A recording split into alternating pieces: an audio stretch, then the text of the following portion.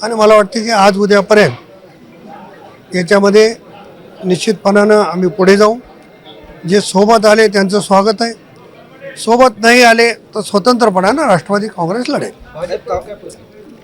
भारतीय जनता पक्षाने प्रस्ताव दिलेला नाही, त्याच्यामुळे त्यांचा विषय मला वाटतं संपल्यात जमा आहे.